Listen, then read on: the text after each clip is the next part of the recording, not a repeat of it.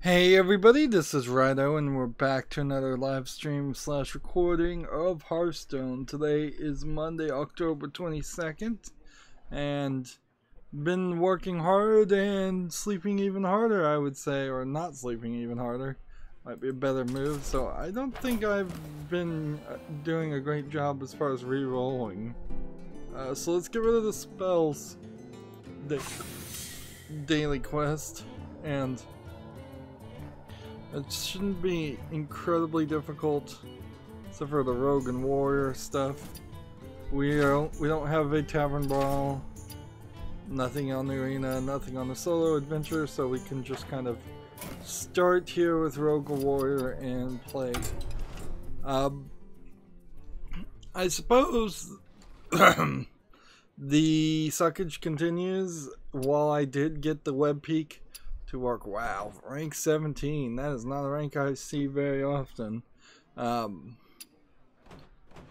see, Death Rattle Rogue, let's continue playing, I guess. Fall all the way down to rank 20 potentially.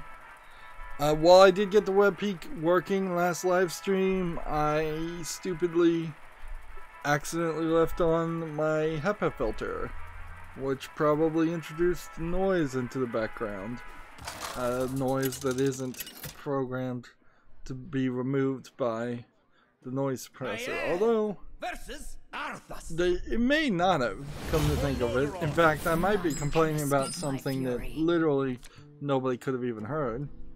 So I guess I'll just leave it at that. Inherently, the problem is not... Well, inherently, the problem is I say the word inherently too often.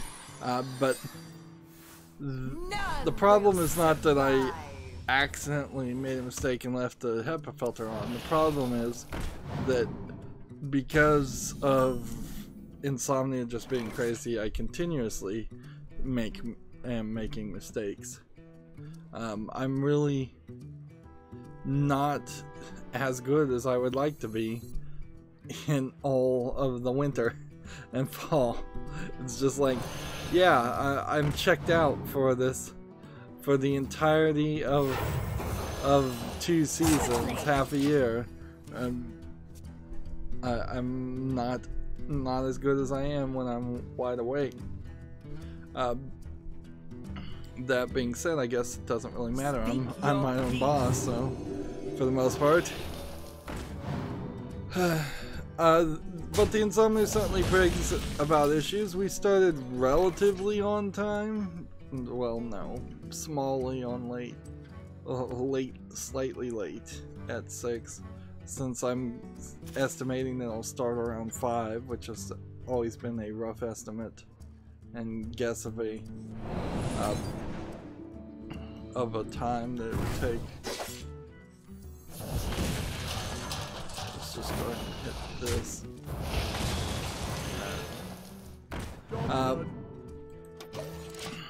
But as for today, the 2 options really were play right now when I wake up, just woke up, or play around 6 in the morning. Maybe I could have started at 8 and been very, very sleepy. And I guess it's better to do this. So, yeah. I'm guessing it's better to do this. Justice is mine. I want to keep everything alive. There really isn't a ton of video game news. Nothing came out around the weekend, and nothing really comes out on Steam now on the weekends very often either, which is kind of nice. It allowed me to do at least a couple more letters of the alphabet in the end of the year cleanup. So I did E yesterday. E was a particularly short list. Eventually I realized that the Japanese language doesn't really account for the letter E, in the sense that if they were to write the sound E, they would use the letter I. So there's actually almost no Japanese or Asian games that started with the letter E, or probably even have too much of the letter E in it.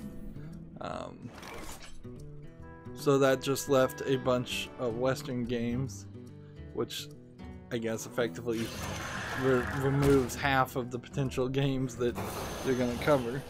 I've gone back and fixed what I identified as a problem with the Justice is mine. With the previous wish list, in which new games should be on the fall list. So I went back and added everything to the fall list and removed new games from the wish list. So the wish list is definitely getting chiseled down. I'm not 100% certain that my methods are 100% accurate about looking at every game and opening every single tab to even look at every game. There's a decent chance that that is not actually happening, but it kind of doesn't matter either. Justice is mine. At the end of the day, if I only see 90% of the games and filter them out, that we're in a pretty good position. I imagine by the end of the year wrap-up video for 2019, which I think will continue. There goes my win streak if I had one. The end of the year 2019 video will just be going through the... See, I could either play Quest Warrior and not win that way, or I could play Death Rattle Rogue and not win that way. I guess for variety's sake we'll do this, but I really am just going to be losing rank 17.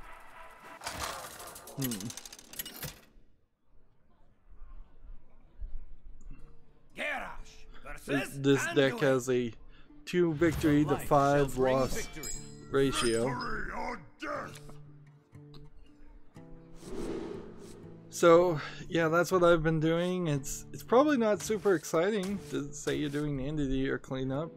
It still has this small feel of just shopping with people who probably aren't that interested, but it makes some sense too.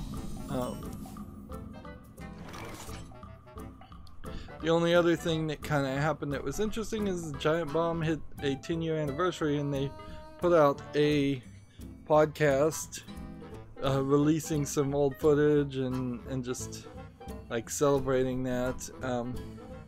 And boy, does it feel different now. Pretty much Ryan, one of the founding members of the Giant Bomb website, with Jeff, who died, pretty much he was running the Giant Bomb cast. He was establishing the personality and he was establishing the personality and the feel and the attitude of the Giant Bomb cast. And when he stopped doing that, which I think he may have even stopped slightly before he died, that's when it started to change. It's very interesting from a retrospective. They played a clip specifically with Scoops, as he's known in the nickname. I never remember his real name, who was someone who did work for Giant Bomb for a while. He was on Bombcast, and he specifically suggested that he wanted a plugin or program that would automatically block people on Twitter who happened to follow people who follow Pepsi on Twitter. So the overall conversation is that why does Pepsi have a Twitter page? Why is Pepsi trying to get people to follow them? And Scoops mentions this, and so it's a very harmless and it shouldn't stand out statement at the time. However, the Scoops goes on to work with I believe it's Alex from Giant Beastcast now, is where he is. They go on to make the secret Google document called Gaming Journal Pros that actively did work together with other gaming journalists around from different companies to control the narrative and spin Gamergate as a harassment thing and just doing and they were just actively trying to cover their own butts for their lack of professionalism. It is also inherently, regardless of how you feel about Gamergate, it's inherently unprofessional to have a secret group in which multiple news sources are colluding and controlling the story. I'm not saying it doesn't happen. It almost certainly it does happen. And definitely between companies. When you look at like one 24-hour news cycle on CNN, you will have 3 different people bringing up the exact same topics, talking about the exact same things. That's because there's some director above them, or at least there's some agreement amongst everybody that works at CNN to talk about the same stories over and over again. Way more than you need to. And it's not just they're talking about the same topics over and over again because they're newsworthy. They're bringing up the exact points and the exact sentences and the exact phrases. So clearly some collusion there. But the bigger thing I would say, if you listen to it, and I would recommend people listen to the 10-year anniversary, is just how the Bombcast has literally gotten more and more boring as it's gone along, like recently, and how it's not really talking about video games, and how it's very possibly never really represented true video game people, but now it feels like that is even more so the case. Out of my jungle.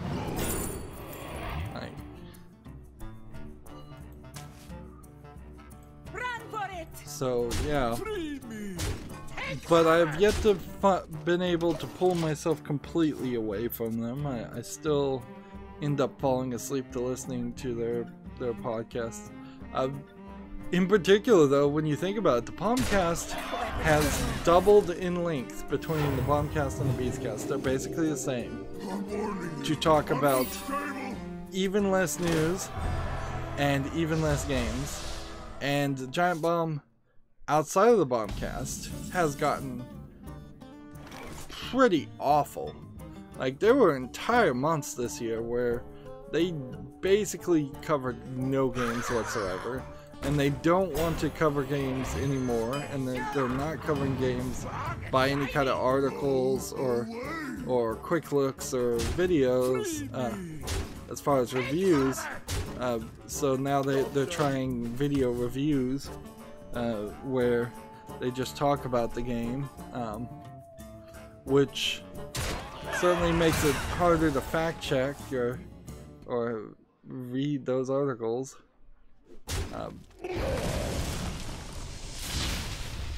What else is there to talk about before we get into games on Steam? Guess not a lot.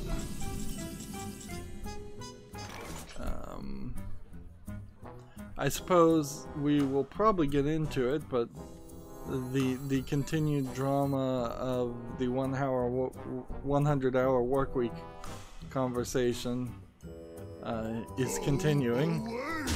Let's see if I do this and then check here and then do this.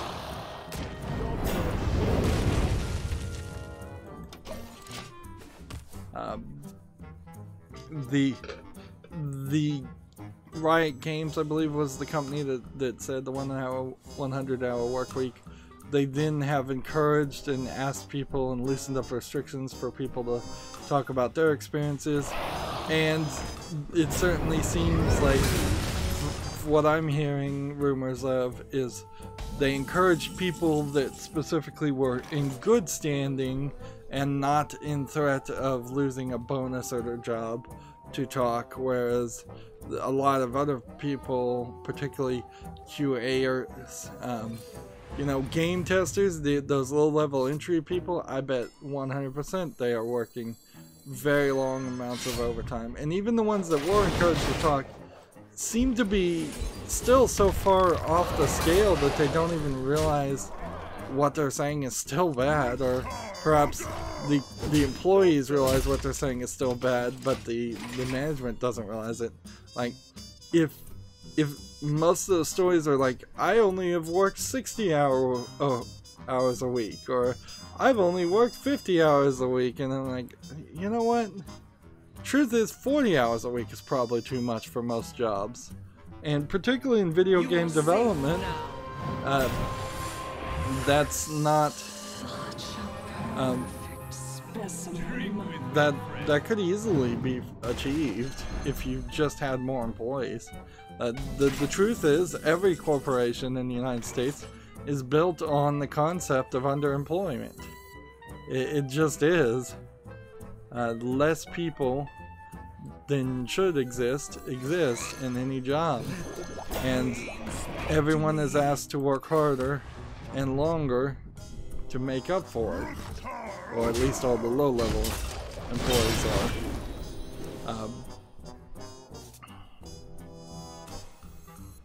Let's see.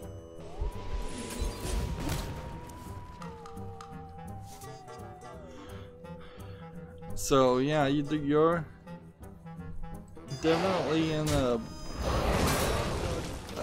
it's a bad position, certainly, to do overtime. I've worked jobs that have forced people into overtime, and that's inherently where this comes down to, is there's two types of people that work in a job. There are people that are forced into overtime and they know it, and there are people that are forced into overtime because they're impoverished and they think they want that, because they think they need more money, or they actually do need more money, or they just want more money. And inherently, you can boil that sentence down even better. There are two types of people that work. People that are forced to work because they know that they're being forced to work, and people that are forced to work because they're impoverished and think they want or need money.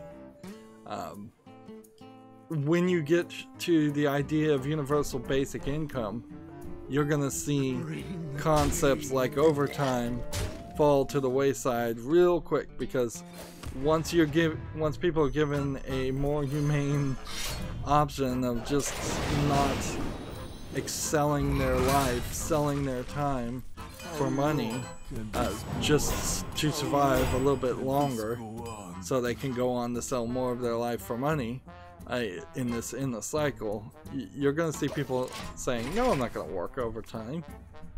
No way. Now, in the video game development industry, I do get the feeling that there might be a little bit of issue with downtime. They say that creative people need at least 30% downtime, so 30% on 40 hours would bring you probably up to 41 hours and 20 minutes. So you could see maybe a little bit of overtime there, because you're being, I don't know if generous is the right phrase, but you're not being a hyper micromanager of all the employees' time. I could see that being part of the case, but I don't inherently buy that argument. And I don't think that really changes anything. I would just say that that's really just part of the deal of video game development, is that you have the employees, allow the employees more control over their own time as they're thinking, as they're trying to design new concepts and ideas. And that certainly doesn't fall in line with all the employees in a video game company. That's just really the creative subsect. The QA people, their time is probably micromanaged down to the minute, if not the second, and they probably get really no control over their own how they spend their time. But that does not equate to 10 or 20 hours a week of overtime. And this is clearly another example of how the Japanese system is better. It's just much better to announce a game and then push it back and just be okay with delays. And you'd think that the Japanese people, known for their slight rigidity, would be more concerned about releasing on time, but they really aren't. We see it over and over again. Game companies delay things all the time. That being said, that doesn't mean that the Japanese video game development world is some bastion of good business practices. There's very possibly a lot of overtime in Japan too, but I'm not sure, because they have different laws there and kind of unions there, so that's not the point. I guess it's not really telling too much to say that the one job that I was in that had a union was a pretty bad union in a significant part because they completely failed to even care about limiting hours. All they would ever negotiate for was just higher pay during the overtime, but they allowed the management, without even negotiating and pushing back, to force all the employees into significant amounts of overtime. And you know what that eventually caused, and this is why I call it a bad union, it eventually caused everybody to be burned out, and the entire office's statistics to slip, although I imagine a lot of that was just made up statistics,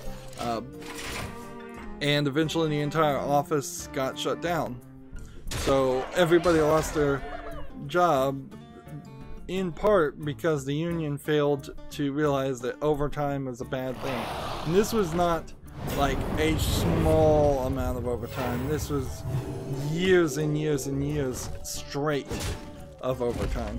And it was 100% caused by just underemployment. That was all it was. Like, everybody knew it. Everybody said the solution was completely obvious. All they needed to do is have more people hired. But let's get off that topic, because there's really not a lot you can say there. I think forced overtime is also a phrase we probably should use more and not call it crunch, not give it this cutesy nickname. It's forced overtime. It's not acceptable. If McDonald's was forcing the burger flippers in the back to work 60, 50 hours a week, there would be fires happening in the back of a lot of McDonald's. And one would hope that there would be more of an outcry. But the video game industry in particular has done a pretty good job of making it seem like it's not a big deal. I mean, they're so far up their own butts, they think that forced overtime is a good thing, and that's inherently why this is a conversation in the first place. This is the one that does damage to the minions next to it, right? Yep.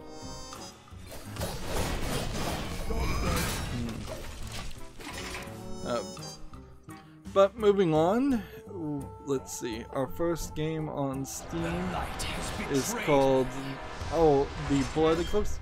Before I switch over here, I did want to ask for feedback. I think this is probably going to be the first week in which we're consistently use the WebPeak, but I do want to ask for some feedback on the WebPeak. I know there are people that were only coming to my channel to only watch Hearthstone. They did not care about a word I was saying. I've said in the past, well, if you're muting me effectively and not listening to me, you're not really listening to any of the content I'm creating, other than you're just watching some random person play Hearthstone. But we're kind of moving away from that now, and we're making changes, and change is always scary. So, if people are finding it horribly objectionable that at certain times here, with very little concern for what's going on the screen on Hearthstone, I'm just bringing up the WebPeak and showing the games. I'd like to hear that feedback. Very possibly I'll hear that feedback and then look at the number of views and see that the number of views has increased, not decreased. Which would then kind of contradict. What happened to my weapon? You did something to destroy my weapon. You played some spell.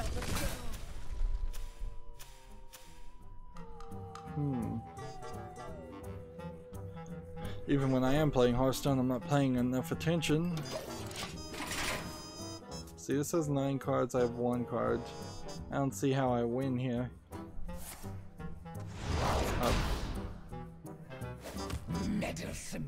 See, unless he drew a bunch of cards,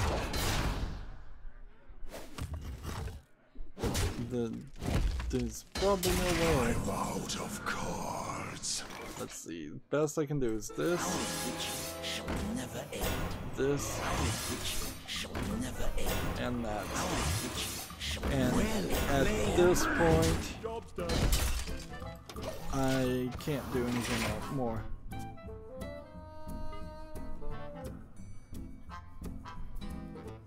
This is a deck that actually probably would work nicely with the Mechathune, where you have no cards in your deck or your hand or on your side of the field. And once Mechathune dies, you win.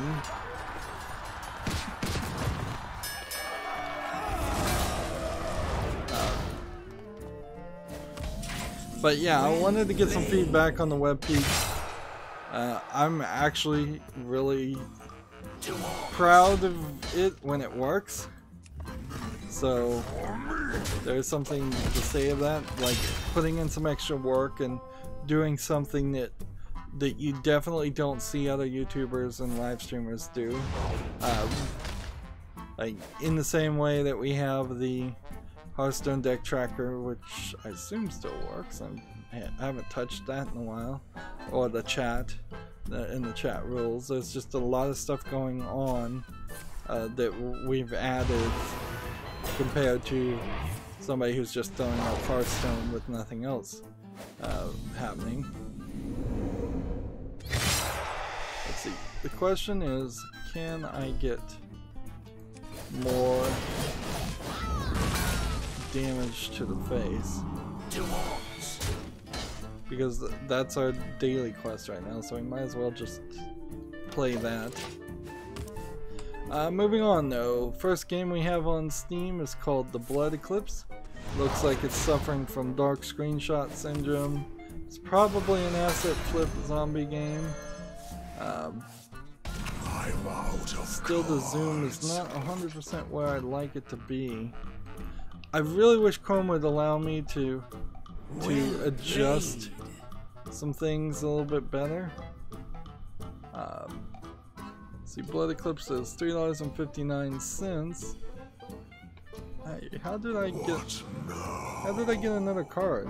He must have returned it to my hand. Oh. If I had some way of returning all of these, let's just go ahead and squelch this guy. If 3 of these cards were returned to my hand, that would be cool. Meddlesome insects. Let's see, all this guy is really doing is healing himself. Alright, let's look at the Blood Eclipse. Let's see what kind of developer this is. The developer's made several other games. I don't think I really need to spend that much effort looking at the Blood Eclipse though. Looks like it's an asset flip game. I don't see a reason to even put this on the follow list. Apparently I'm not feeling super generous today. Yeah. And I don't feel like this is the right size. Yeah, that's better. That's a lot better. But yeah, an asset flip horror game, zombie shooter. There's nothing here. And I fell down to rank 18.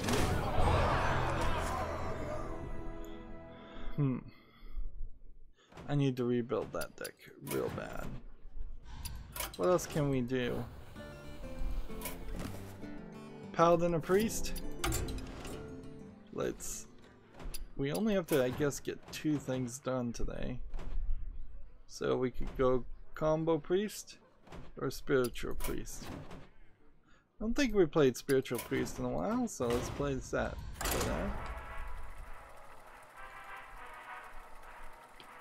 Next we have a game on Steam called Hentai Lady. This literally is, I believe, the exact same slide puzzle with the exact same images that's already been released on Steam and possibly kicked off, or maybe they're just reselling the same thing. It's 59 cents. It's got 100 achievements that look like they're all letters, which is a thing that convinces a lot of people to buy these achievement games, is so you can spell something else out on your achievement trophy shelf on your page. The thing in particular about these images too is they are just not drawn angrily at the right angle. We have some more nudity in the screenshots, which tends to not be a thing. Like there definitely is a bit of silliness and weirdness, and like my channel comes off a little weird too, like because I'm doing the end of the year cleanup and I'm looking at all the games on the wish list, and there was definitely some collections of things that were not tagged with nudity before that are now tagged with nudity. The most surprising one of that was Pretty Girls Mahjong, which was a game I specifically had on the list because I knew it wasn't going to cross that line, and then Steam changed their rules and guidance, and then it seems like a lot of games have come back and patched in really silently, or so I look like a big old pervert going through the end of the year wish list. Sometimes I'm just like, oh yeah, here's another sex game that we'll have to just quickly move through. There's not a lot to say, and inherently there's so many games that you're going through the wish list that while I am kind of highlighting every game, there's definitely some that is just like, well, this is staying for just because it's rated highly, and I don't really need to describe the whole game if it's absolutely going to stay anyways. Right away. But then on the other hand, my channel has always been very varied, and I have never really explained it. It's like I'm a varied person, so I feel like it's okay for me to play a Lego game and be age appropriate when covering a Lego game and say, hey, this is a kid's game. In this footage I will try really hard and not cuss. In general, I try really hard and not cuss or say anything inappropriate. But I'm also perfectly fine with age gating and putting for adults only and playing Honey Pop on my same channel, in the same way that if you watch HBO on Saturday mornings, you will get kids content. However, if you watch HBO, I believe on Sunday nights, you'll get Game of Thrones adult content. Or even later on the weekend nights, you'll get almost straight up pornography, if not straight up pornography. So I've always tried to make my channel like a TV channel. The question, I suppose, is, was I making my channel more like HBO or more like a broadcast over the air channel like ABC? Your magic shall not save you. And even in the ABC example, there are Saturday morning cartoons, I believe, on most ABC affiliates, and there are certainly somewhat adult-oriented shows on ABC. Well, not particularly explicit ones. And I don't feel like a YouTube channel should be limited into something even tighter than what a TV channel would do. But on the other hand, we are limited in many ways with how YouTube is and their stupid demonetization and all of that. It's just like you never really know where you stand, and the rules constantly change.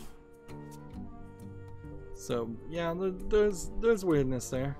And since YouTube's changed their rules, I really wouldn't play a game like Honey Pop, but I still would play Witcher 3. And Witcher 3 had nudity in it that I censored out. And I imagine at this point you still would have to censor it out if you were going to cover Witcher 3, certain scenes in Witcher 3.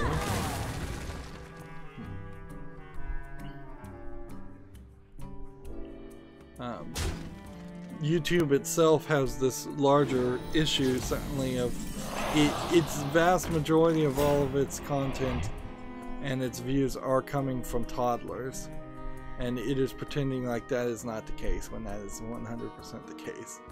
And so it kind of needs to stop lying to itself and others and saying, whether you like it or not, the truth is your main viewer base is a bunch of very little kids, and they're watching Ryan's Toys reviews and watching advertisements. And this is inherently why we, in the first place, made laws in the United States to differentiate between a toy commercial and a TV show. And through YouTube, all of that progress has been erased. Now, literally all kids are watching are effectively commercials for toys on YouTube.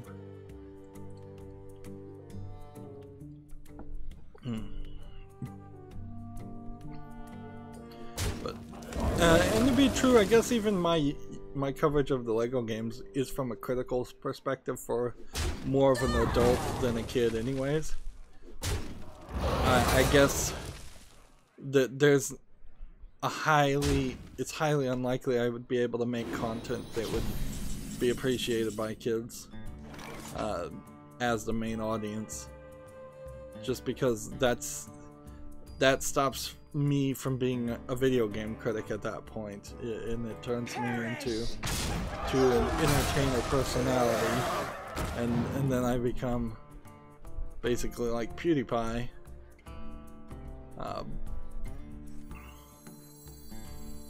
Let's see, let's do this. Meddlesome insects. Moving on though, I went on to a bit of a rant there, but probably a good rant. Like reestablishing and really thinking about what you're doing on the channel is a good thought to have, certainly, every now and then. Let's see, this still feels too small. I don't know if my eyesight's going or what.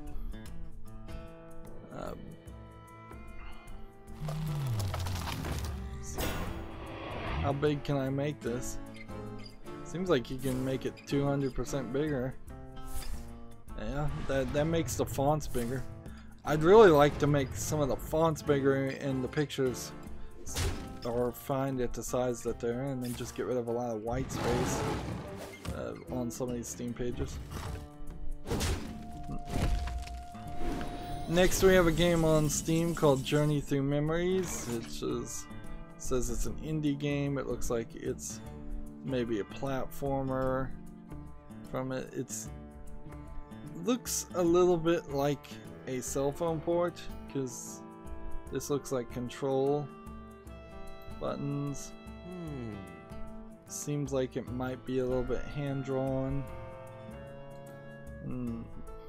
Seems like it might be a little kiddie-centric, and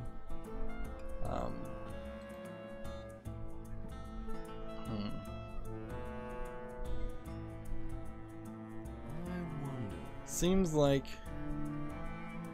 yeah, it's a super simplistic game, like a kid's game, and I don't think I'd want that. 59 cents. It's like, I don't think the developer hasn't made anything else. Like, yeah, I don't think I want that.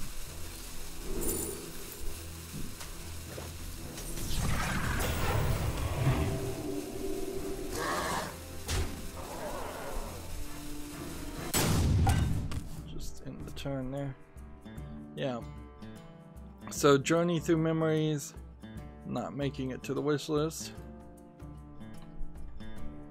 Probably should hurry today. You know, I'm moving kind of slow today, so it wouldn't be a terrible thought to try to have 1 or 2 hour streams, a 1 or 2 hour stream.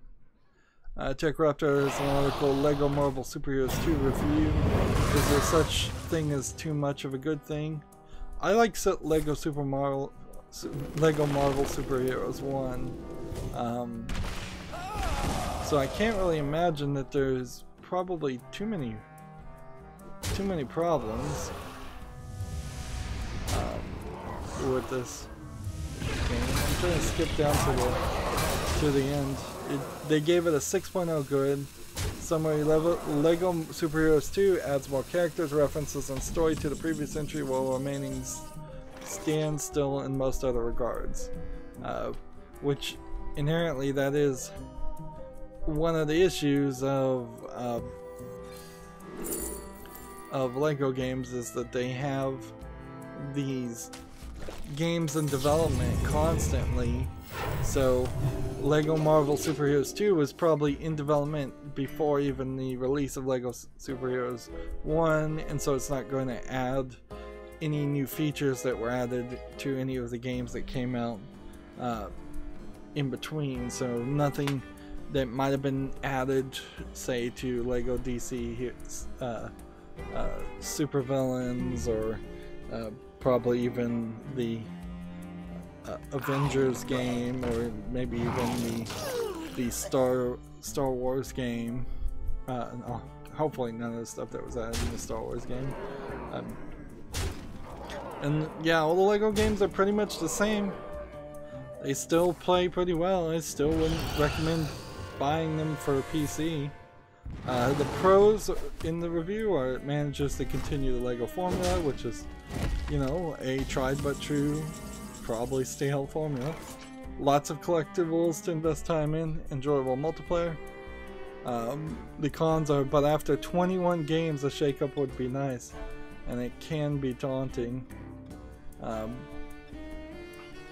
Honestly, I don't think TT Games, the developers of the Lego series, are targeting an audience that would have played all 21 of the games.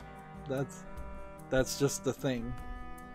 And put that slight perspective. Meddlesome insects. If you were to give a kid one Lego game every 4 months, then you'd be giving them, which is quite a lot, but I mean, you could certainly ration out Lego games that way. So you give them a new Lego game every 4 months. They probably, if they're old enough to be in school, don't have time to even finish a Lego game 100% in 4 months. But let's say every 4 months, then that would be 3 games a year. That seems about right. And you divide 3 into 21, and probably doesn't come out even. Oh, actually it does. 7, 14, 21. It would be 7 years before you had played all 21 of the Lego games. So I mean, it's just not gonna happen. It's not realistic that even the biggest Lego fan would have time to play all the games over the course of 7 years and still want to play Lego games over the course of that 7 years. The light shall bring victory. And unless the child is obsessive, and then that works. So these licensed games are not designed for people to own all the games, unless you're a collector or have that collector mentality, or a critic like me. I could easily see, I mean, you break this down pretty easily too. You give them the first Lego Star Wars complete collection. So Star Wars episode 1, 2, and 3, 4, 5, and 6. That collection, that first Star Wars game, Lego game. And then you skip to Lego Marvel Superheroes and DC Heroes, and Marvel Superheroes 2 and DC Heroes 2. And that's 5 games. The other games in the series are pretty skippable. Like Lego Star Wars 3, pretty skippable. The Force Awakens, pretty skippable, at least in its current form. Maybe if it gets bundled with a new trilogy, and if the new Star Wars trilogy manages to be any good, both in the sense of the game and the movie series, then maybe you would get a bundle there. But yeah, there's a whole list. You could go with the Lego Batman series, and then that would get you 2 or 3 more games. Those are pretty good. But you could skip the Lego Indiana Jones series. It's questionable whether kids even know who Indiana Jones is these days. You can skip Lego Dimensions for sure, because that's not a series that is still being supported. You can skip Lego World, because that's not being supported. And clearly you can limit it down to just the games the kids are interested in. So yeah, TT Games is making a buffet of Lego games for kids, different things. It's a little surprising they haven't been forced or just wanted to make a Lego Friends game of some sort. Like, that would be the beginning of a new tentpole series. That would be something to invest in and say, hey, we're gonna make a Lego Friends game. So at that point, we're going to do a completely different style of gameplay. It's not going to use any of the old mechanics. It's going to potentially be on a whole new engine. this will hopefully be our new tentpole series where we can have both a Lego regular game and a Lego Friends game come out. The Lego Friends are typically designed to be more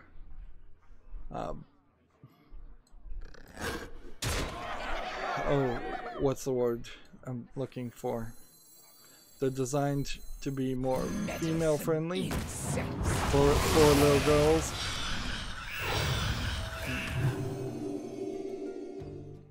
So that can be another factor.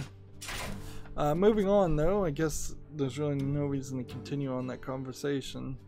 I do cut myself off on some conversations to save time. Maybe there's a better way to transition. I should probably get better at transitions.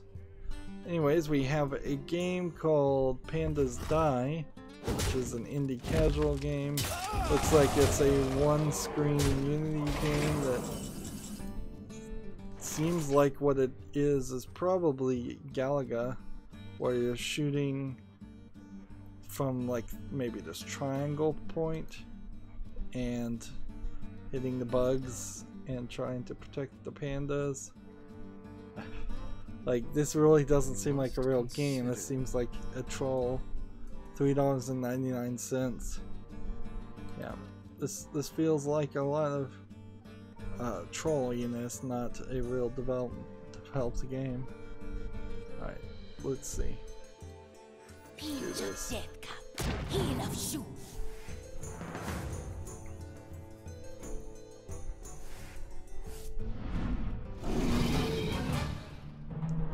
There we go.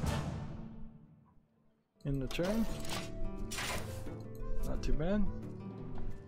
I may run into just a lot of bad games today.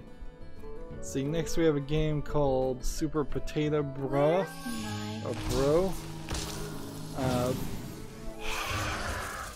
It looks like it's a joke game, but it looks like it might be good. Although I don't understand how this works. Like, we're seeing this ladle. So you're not controlling the potatoes? Or a specific potato? It seems like you're fighting and avoiding a bunch of vegetables. I don't understand why you'd make a game around vegetables. Like, it's as confusing as the VeggieTales series. It's just, why would you do that? What imaginative bankruptcy? Play through 5 worlds while dodging tons of projectors. So there's only 5 worlds in this game, and they want $3.99 for it, so you kind of immediately know that that's too expensive, so there's no reason why this would get on the wish list. I could play this. Quickly. Let's see.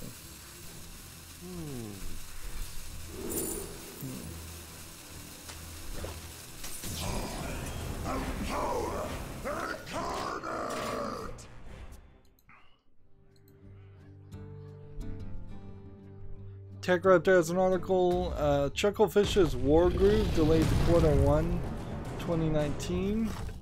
I'm not 100% sure what Wargroove is, but it doesn't look like it's a AAA game. It looks kind of like a cell phone game.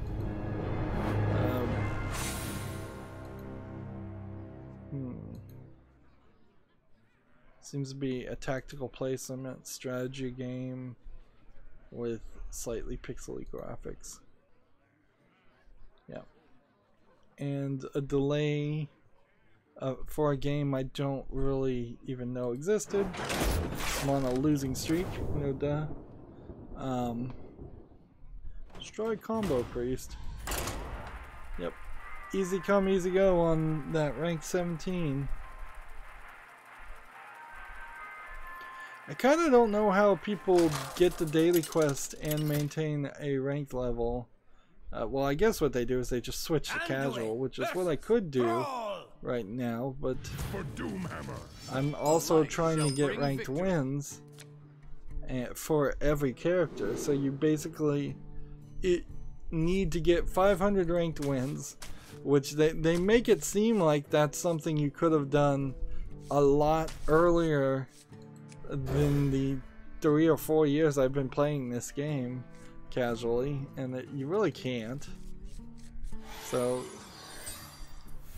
yeah, you kind of have to get those 500 blank ranked wins, then you can switch between casual and regular. So I'm gonna play this, and then try to play this on the 4th turn, and try to play this, and try to get some more cards, and then see if I can get a 1-turn kill. Let's see. Next we have a game on Steam called Blackfoot Burrows, which is an RPG strategy indie game. Looks like you're building things in the form of a village that's probably a tower defense game. Yep, see. Yeah, it's just a tower defense game. It's kind of weird how they've created this new style of 2D tower defense that's not top down. 10% off for $4.49. Yeah, another game not really worth even considering. Do you like to play with fire? Right away. Not too quickly. Well, if all the games kind of suck, then I guess we'll be able to get through the news relatively quickly. Next we have a game on Steam called Charlie's Conscious, which seems to be an asset flip style game where you're just walking around in this low polygon world and doing random things. And that's it. Third party EULA. Like, when you see a game like this that is really just a low effort game, early access, and it's got a third party EULA, I totally understand people's dislike of that and why they come and review their game negatively because of that. It totally makes sense. It's like, I'm not going to agree in extra on top of what Steam already made me agree to just to play your dumb $2.69 asset flip game, which, if there's anything legally enforceable in these EULAs, I would be surprised, because I suspect the vast majority of them are not enforceable at all and would be tossed out immediately in any kind of lawsuit. Let's see. Next we have a game called Tadpole Swimmer, which looks like a cell phone port with all these black lines. There's oddly a little bit of fuzziness on the black lines here, so that just makes it look worse. I don't know why people would crossfade or dither the black lines. They've like zoomed in these photos really largely, or the photos are just not showing up right. Another game that's $2.09 discounted. They are really taking the piss, to use a British term, right now. Just really bad bad games for a high price. But so the publisher is called Biscuit Cat Studio, and that reminded me, Total Biscuit is going to be inaugurated into some esports legends Hall of Fame thing. He wasn't an actual esports player, but he was an announcer, so he had a big impact on it. So it makes a lot of sense.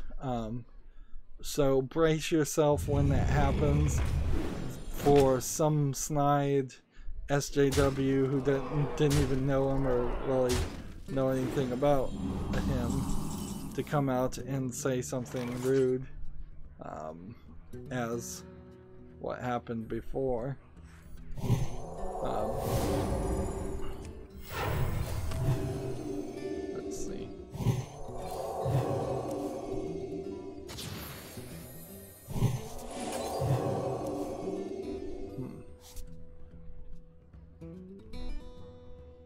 Let's see. If I play this, I can do this. And I can do that. And then I can do that.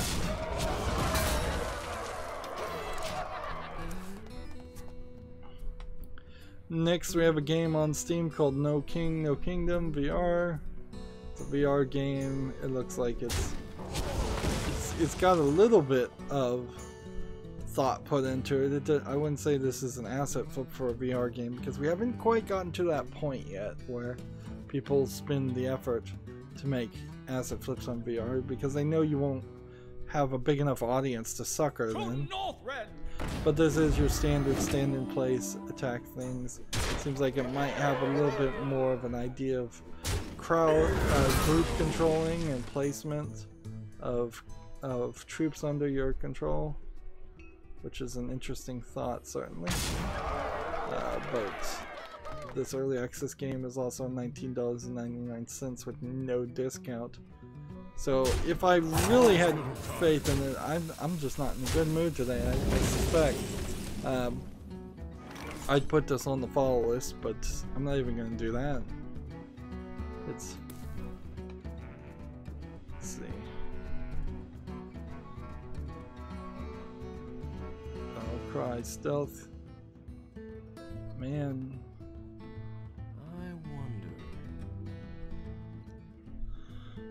So if I play this, you could summon a 1/1 copy.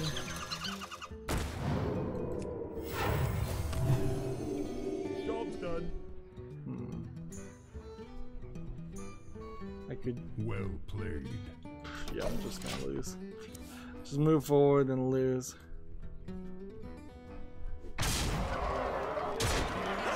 Next game we have on Steam is called Super Boot Quest, which is an indie game. Again, this feels like something that's too late to sell if you're trying to sell it just because it's Halloween. It says it's a retro game, although it's a brand new retro game, which is questionable. You know, this doesn't inherently look too terrible. It does look like an old NES game, which I guess then just puts it on the level of quality of an average random NES game, which, let's face it, an average random NES game did suck.